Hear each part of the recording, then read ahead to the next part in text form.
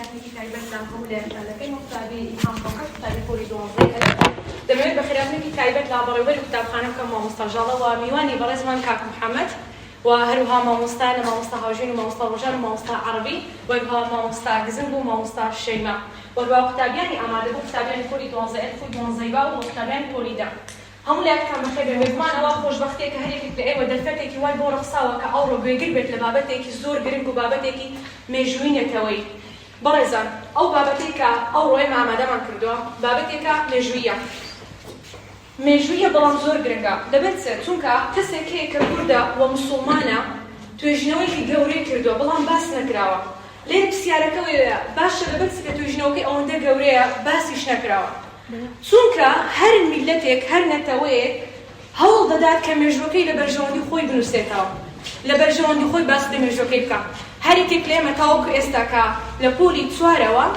نزیک دەبینەوە لە بابەتەکانی مێژوو تاوەکو ئێستا کە دوازدەی ڕۆژێک گوێمانێ نەبوو بە خراپە یان بە شکاندنەوەی باسێک لە سەرکردەیەکی کورد بکرێ یان لە ملیشینێکی کورد بکرێ وایە هەموو ئەوەی کە باس کراوە لە بەرژەوەندی خۆمانە هەموو ئەوەی کە باس کراوە شتە جوانەکانە لایەنە باشەکانە ئەو زانایە کەسێکە بە ناوی ڕەیس پیری وە موسڵمانە و هەروە کوردیشە ڕەیس پیری واتە لەو شوێنەی کە لێی لەدایک بووە ناوچەی پیرانە ئەو کەسە ئەمریکای دۆزیوەتەوە کاک محەممەد قوتابی زانکۆ لە ساڵی 2021 هەڵساو بە ئەنجامدانی توێژینەوەی لەبەرەوەی کە کەسایەتی ئەو کەسێکە کە ئاشنای مێژووە توێژینەوەی کردووە هەوڵێکی زۆری داوە شتێکی بۆ دەرکەوتووە لەو کاتیشەوە تاوەکو ئێستا توێژینەوەکەی زۆر بە بایەخەوە سەیر کراوە لە زانکۆکان باس دەکرێتەوە لە قوتابخانەکان باس دەکرێتەوە ساڵانە وەروها نزیکە لەوەی کە بگات بە ئەنجامێکی گەورەتر ئەویش کتێبێکە چاپی بکات و ئەو نەشتڕەی کە لێرەش دەیبینن هەمان ئەو نەشتڕەش دەڵاتە نێو کتێبەکە کاک محەممەد نوێنەرە لە ڕێکخراوی پاو یونیسێف و پاو وەروها تاوەکو ئێستا الحەمدولێللا کە وەکو گەنجێکی کورد تۆمڵیەتی کە ڕێگایەکی باش بگرێت ئێمەش هەڵمان چاوەڕێی ئەوەین کە توێژینەوەکەی بگات ئەنجامێکی زۆر گەورەتر ئەزانین کە ساڵانە لە زانکۆکان توێژینەوە ئەنجام دەدرێت هەندێک لە توێژینەوەکان ئەنجامی باشی لێ دەکەوێتەوە بەڵام هەندێکیشیان نا بەڵام خۆشبەختانە ئەو توێژینەوەی کاک محەممەد وای کردووە کە ئەمڕۆ ئێمە هەڵمان لێرەبین بۆی گوێی لێ ڕابگرێت بەڕێزان ئەو نەشڕەی کە ئامادە کراوە لەلایەن چەند هاوپۆلەکانمان لەوانە لەلایەن ڤیان مستەفا وەروها ڕۆژین ئەزۆر و هەروانیان فارس بە سەرپەرشتی مامۆستای بەڕێز مامۆستا شەیما کە سەرپەرشتی کاری ئامادەکردنی نەشڕەکە بوو هەروها خۆشم ئیلهام کەوکەس بەڵام ئەوەی کە بەشدارە لە پێشکەشکردنی نەشڕەکە هاوڕێکانمە نامەوێت زیاتر بڕۆمە ناو قوڵایی بابەتەکەت بەڵام دەمەوێتان پێ بڵێم کە گوێگری بابەتەکە بن و هەر یەکێکیشتان سەرنجێکتان هەبوو ڕەخنەیەکتان و پێشنیارێکتان هەبوو لای خۆتان بیهێڵنەوە چکەوڕۆ کاک محەممەد بێنێ دەتوانێت وەڵامی هەموو پرسیارەکانتان بداتەوە ئێستاش بە هاوڕەکەم بێت ئێرە خاتوبیان بۆی بابەتەکەتان پێشکەش بکات فەرموون بەس بابەتە بڵێ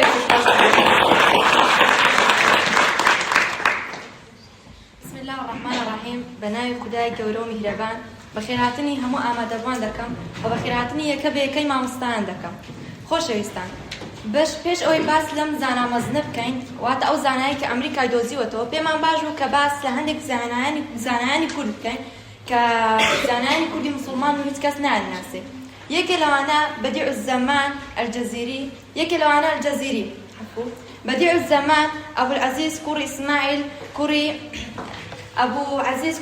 کوڕی ڕەزاب جەزیریە ئەمە زانایەکی کوردی موسڵمانە و چەندین داهێنانی کردووە یەکێ لە داهێنانەکانی بریتی بوون لە دروستکردنی ڕۆبۆتی دروست کردووە ئامێری ئاو و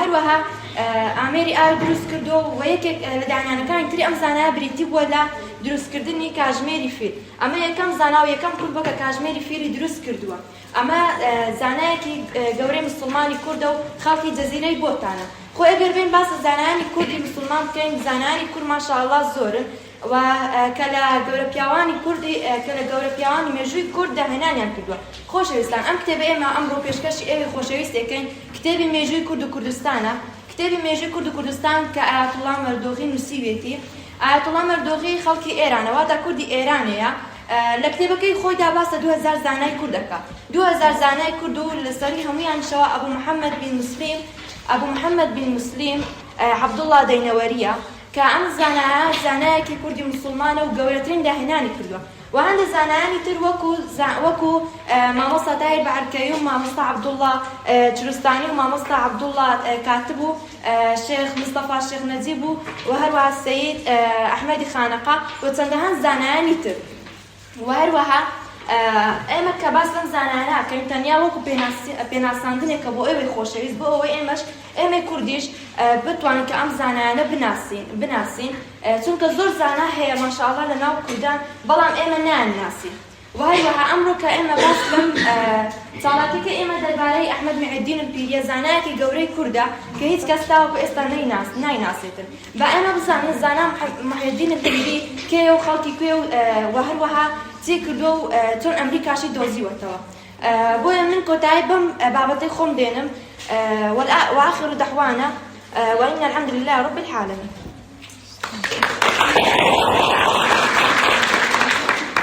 بابەتی سەرەکی ئەوڕۆ باسی ئەحمەد میعەددین الپیریە کە خەڵکی پێیە و چۆن ئەمریکای دۆزیوەتەوە.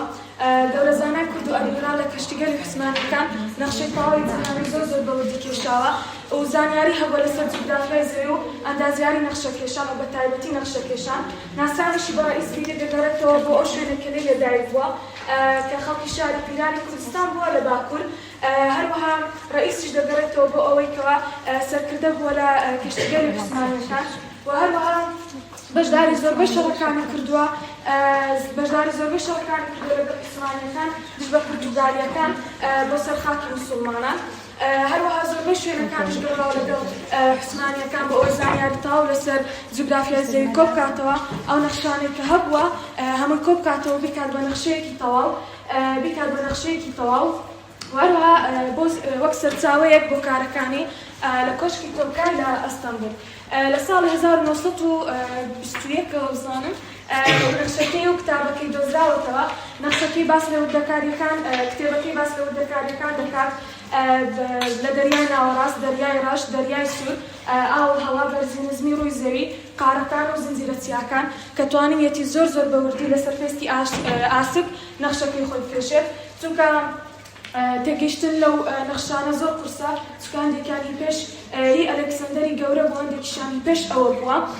هەروەها پێش ئەوەی کریستۆفەر کۆلۆمبس کە بە جوزەردە ناسراوە کە گەشتەکەی خۆی بۆ ئاسیا بووە بەڵام بە هەڵاڵێک کەوتۆتە قارەی ئەمریکا و موسڵمانەکان پێش 500 ساڵ پێش ئەوە چوبوونە هەردوو قارەی ئەمریکا کە زانە ئەبوڕیحان بارونی ئۆزبەکستانی باسی لێوە دەکات. باس لە قارەی ئەمریکا دەکات لە نێوان ئەوروپا و ئاسیادا کە دەڵێت زەریای لێدا بڕاندون و مسلمانەکان چونەتە قارەی ئەمریکا. وەرها لە ساڵی 1402 زاینی چارەم هێرشی خاتبەرستەکان بۆ سەر خاکی مسلمانان زۆربەی کتێبەکانی کتێبخانەی قوستەنتینیە کەوتونەتە ژێر دەستی ئەوروپیەکان کە ئەمە شوای کردووە بڵێن کریستۆفەر کۆلۆمبس زانایەکی ئەمریکیە و گوایە زانیاری هەبووە لەسەر هەردوو قارەی ئەمریکا بەڵام لە ڕاستی داوانیە خۆی ڕئیس پیری دۆزەرەوەی ئەمریکا بووە.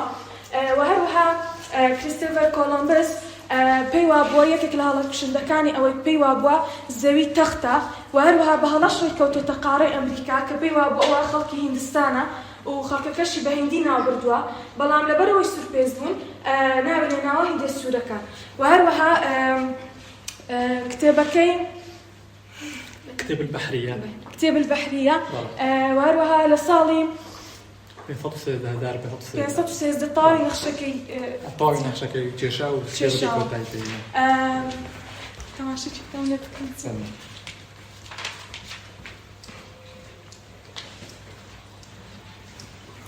گەورە زانای کورد ڕئیس پیری 20 ساڵ پێش ئەوە خۆی لە ساڵ 1533 نەبوو ساڵ 1513 بوو کە زۆربەی نەخشەکەی تەواو کرد بوو زۆربەی نەخشەکەی تەواو کرد بوو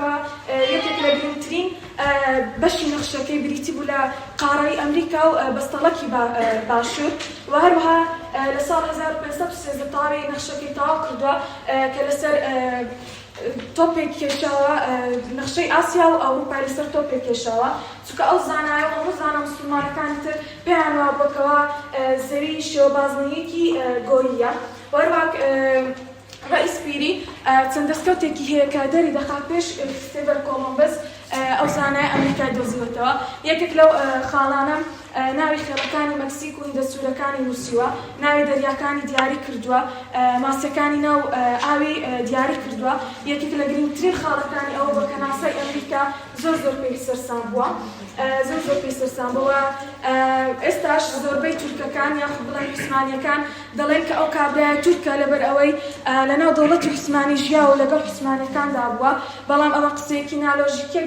بڵێ لەبەر ئەوەی لەناو دەوڵەتی عوسمانیدا ژیاوە ئەمە تورکە چونکە عوسمانیەکان تەنها دەسەڵاتیان بەسەر تورکدانە بۆ دەسەڵاتیان بەسەر کورد و حەڕەب و حەڕەبیشدا هەبووە لەبەرەوە ئەمە زانایەکی کوردە و خەڵکی شاری کوردانە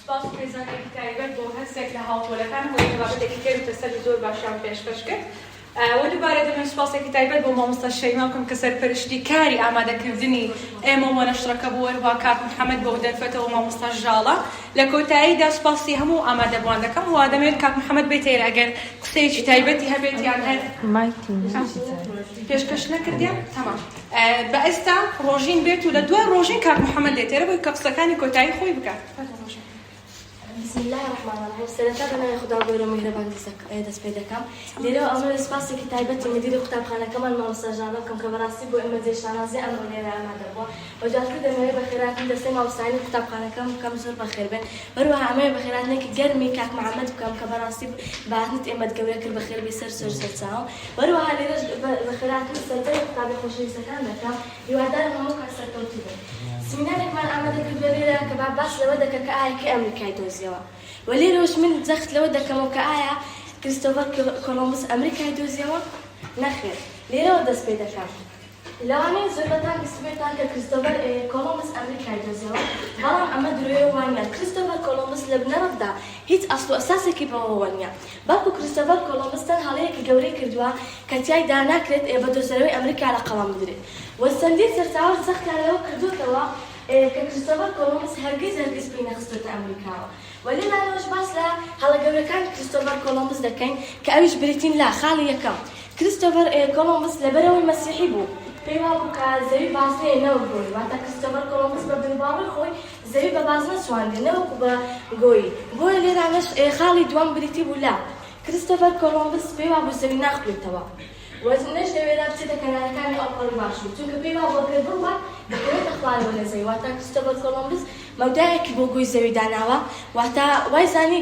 گۆی زەوی تەنها مەودایەکی هەیە و ئەگەر بڕواتە کەنارەکانی ئەوپەڕ باشوور ئەوە دەکەوێتە خوارەوە لە زەوی بەڵام ئەمە نەخەروانە خاڵ سێمی دەشێتی کریستۆفەر کۆلۆمبس ئاسیا هیندستان بوو بەڵام کەوێت کەوتە ئەمریکا وای زانی هیندستانە وە دواتر سێری پێستی خەڵکەکەی کرد کە زانی سوورپێستی ناوی ناهیندە سوورەکان وەروەها تا ئەو دەقێش لەگەڵیدا بێت بە خەڵکە مەکسیکەکانی ئەمریکا دەوترێت هیندە سوورەکان ولێرانە چەند هۆکارێکی تر هەیە کە تیایدا ناکرێت کریستۆفەر کۆلۆمبس بە دۆزەرەوەی ئەمریکا لە قەڵەم بدرێت بەڵام لێرانە سێ خاڵی ڕوون و بەرچاوم بۆ ئێوە خستە پێشچاو بۆ ئەوەی کەمێک لەبارەی کریستۆفەر کۆلۆمبس شارەزا بن ولێرانە شاڕ خۆشەویستەکان باسی ئەوەیان کرد هەرێک لە ئەحمەد مەعیدین ڕئیسپیری و شارەزای تەواویان لێ هەبوون و دووبارە بەخێراتی هەموو لایەکتان دەکەم زۆر بەخێر لەسەر سەرسی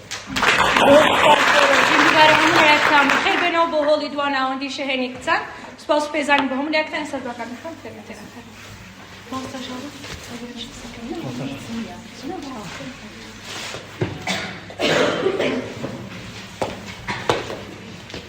دوباره سڵاتان لێکەم مەسلای ئیسلام السلام علیکم ورحمة الله وبركاته سپاسی مامۆستا ژاڵە بەڕێوەری قوتابخانە و هەموو قوتابیە جوانانەی کە بە هیوام بتوانن داهێنانێک شتێک بکەن کە قوتابخانەکەیان یاخود شارەکەیان کە سۆرانە پێیانەوە سەربەرز بن سپاسی ئەو قوتابیە بەڕێزانە ئەەکەم کە توانیان سمینارێک پێشکەشکەن کە ئەو کاتی لە زانکۆ کە من یەکەم کەس بووم دەموت کوردێک ئەمریکای دۆزیەوە مامۆستاکان داتە ڕەخنەیان پێوتم قسەی ناخۆشیان پێوتم دەیانوت ئەمە 30 ساڵە لە دەرەوە لە بەریتانیا لە ئەوروپا لە کەنەدا لە هەموو شوێنەکان ئەخوێنین کریستۆفەر کۆلۆمبوس یەکەم کەس بۆ ئەمریکای دۆزیێتەوە.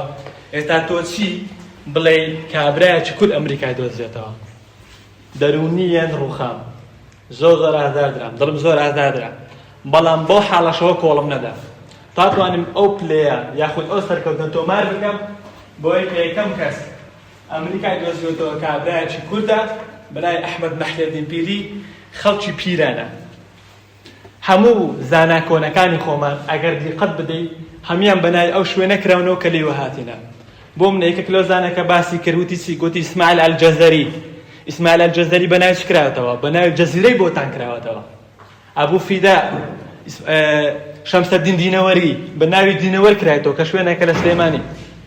هەمویان هەتا بگرە چەندین زانای تر بەناوی ئەو شوێنانە کراونەوە کە لێوە هاتوونە. ڕئیس پیریش یەکێک بۆ لەو کەسانە کە بەناوی ئەو شوێنەوە کراتەوە لێوە هاتووە. تورک لەبەر ئەوەی ڕئیس پیری سەرکەوتنێکی زۆر گەورەی تۆمار کردیە کە ئەمریکای دۆزیوە. تورک بەی خۆیان زانیوە. زانی بۆچی؟ لەبەرەوەی من و تۆ بەی خۆی نازانین، من و تۆ حسابی بۆ ناکەین، من و تۆ لە قوتابخانە نایخوێنین. ئەوانش بردویانە بەی خۆیان زانیوە. نەخشیان بۆ داتاشیوە لەناو زەرگەی ئەستەمبۆل پەیکەریان بۆ داتاشیوە. زانکۆیان بەناوی ڕئیس پیریە. گەورەترین کەشتی دەرەکەم بەناوی ڕئیس پیری. گۆڤاریان بەناوی ڕئیس پیریە. هەموو شتێکیان بەناوی ڕئیس پیری. دراو پارەیان بەناوی ڕئیس پیری کردیا. لەبەرەوەی کابرایەکە لە لای کوردەوە نەناسراوە بۆیە.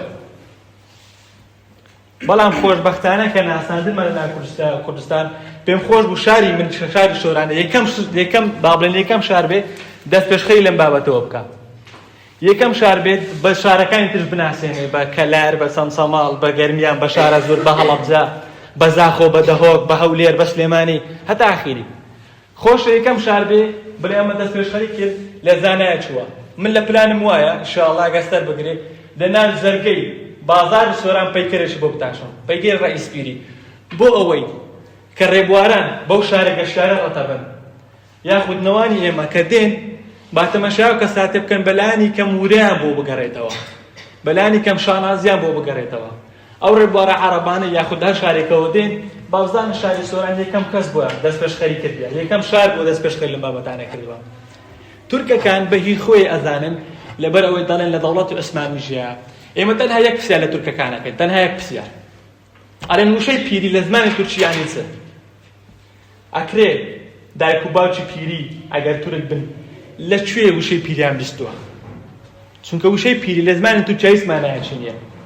هەموو ئەو وشانەی من و تو بۆم لەمە تۆ تەڵەبارە بەڕێزانە یاخود مامۆستا ژاڵا وشەی ناویان هەیە مانایان هەیە ناوەکان مانایان هەیە.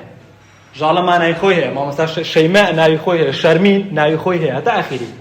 وشەی پیری لە زمانی تورکیا هیچ مانایەکی نییە. تەنها پرسیاران لێکەم ئەگەر ئێوە هەڵگری وشەی پیرین وەرم پێم بڵێن پیر یعنی چ؟ ناتوان وەڵامی ئەو پرسیارە بدەنەوە. دوو پرسیارێکی تریان لێکەن ئەڵێن چی؟ ئەڵێن ئەگەر ڕئیس پیری یاخود پیری نازناوەکی تورکیە ئەگەر هی خۆتانە بۆچ هیچ کەساشتر نابینن بە ناوی پیری جگە لە ڕئیس پیری؟ دووبارە وەڵامی ئەو پرسیاریان نییە. کەواتە بە شانازیەوە کووردە. ڕاستە لە سەردەمی ئەو کە نەتەوایەتی بوونی نەبووە نەیوتێ من کوردم لەبەر ئەوەی لەناو دەوڵەتی عوسمانی ژیایە تورکەکان فەرمانڕەوایەتی عوسمانیانەکەن وەکو هاوڵاتی بوونێک لەنێو دەوڵەتی عوسمانیەکان ڕەنگە لە کتێب و شتەکانی خۆیان نەوت بێ کوردم چونکە کورد بوون ئەو کات باو نەبووە سەدەی پاڵدا دەوڵەتی نەتەوایەتی لە سەدەی هەژدە هاتەکایەوە تێگەن لێم دەوڵەت نەتەوایەتی سەدەی پازدە بوونی نەبوو ئەو بڵێوە کوردەوە عەرەبەوە فارسەوە نە دەوڵەتی موسڵمانان هەبوو دەوڵەتی کافران هەبوو کە دەوڵەتی ئەوروپیەکان بوون بە دەوڵەتی موسڵمانان ئەوت موسڵمانەکان لە هەموو شوێنێک بن لە هەر چیو بن هەر زمانێک بن هەر نەتەوەیەک بن پێیان دەوت موسڵمان گریک نییە عەرەب بن عەجەم بن فارس بن تورک بن هیچ کێشە نەبوو بە وڵاتی غێربیشانەوەتر دەوڵەتی کوفر کە دەوڵەتانی وەکو فەڕەنسا بەریتانیا ئەمریکا و تاخیری حەفۆن ئەمریکا نەبوو فەڕەنسا بەریتانیا بولغاریا ئەڵمانیا سکاندناڤیا لێرە گرنگترینشت ئەوەیە بۆچی کریستۆفەر کۆلۆمبوس ئەمە پرسیارێک لە هەمووتانەکەم دۆزەرەوە چێە؟ پرسیارێکتانی دەکەم بەچی دەوترێت دۆزەرەوە؟ چی دەتوانێت پرسیارە وەڵام داتەوە؟ ئەمە ناڵێن یەکەم کەس بووە ئەمریکای دۆزیوەتەوە دۆزینەوە یعنی دۆزەرەوە چێە؟ بەڵێ ئەو کەسێکە شتێک بدۆزیتەوە بۆ کەسانی شتێک دۆزەرەوە دەست خۆش بەڵێ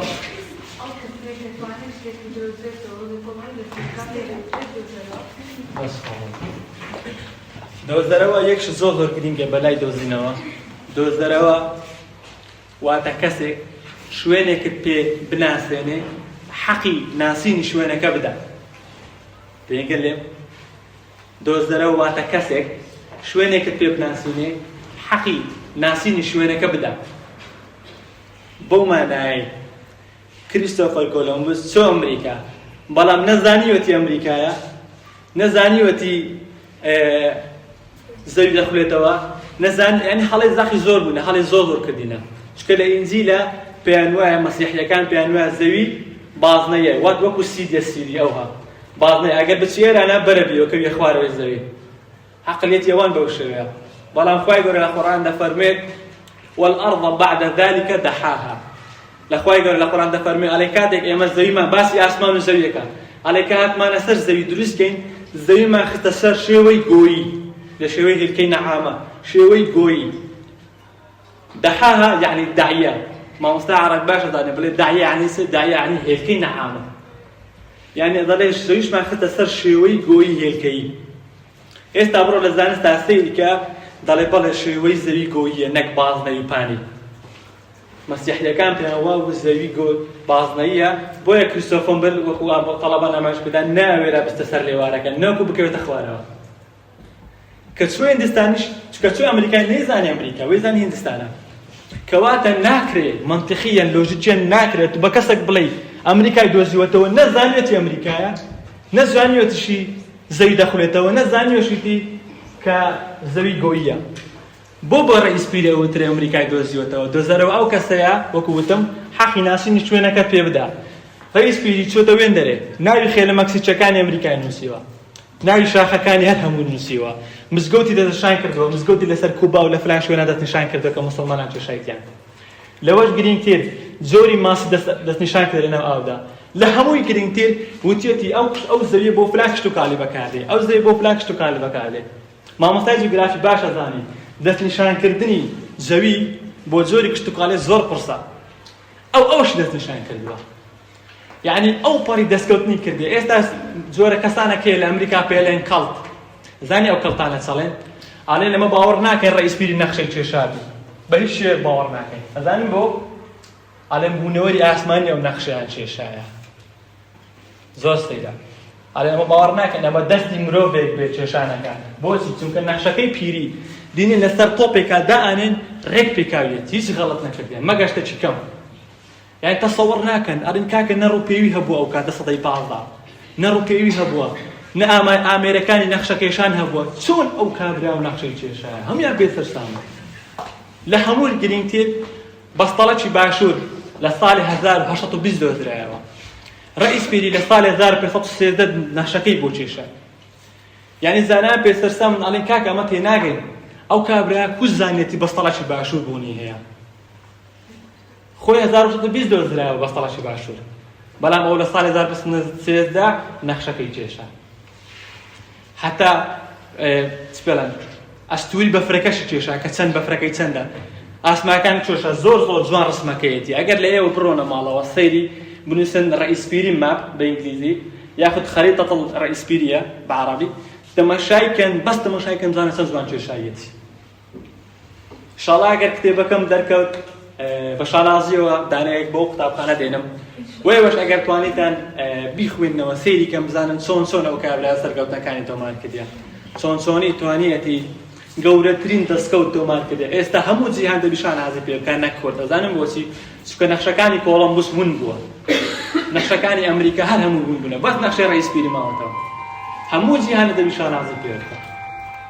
زۆر درێژەی پێ نەدەم، داوای بتان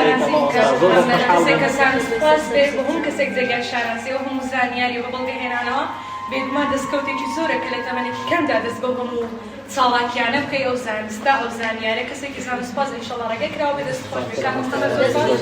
کاتێکی خۆش بۆ لایەن سەڵەی کۆتایی بۆ ئەگەر پرسیارێکتان هەیە شتێکتان هەیە لاتان ڕوونیە بە خۆشحاڵیەوە فەرموون پرسیارم لێ بکەن. كاسة بسعري أبي والله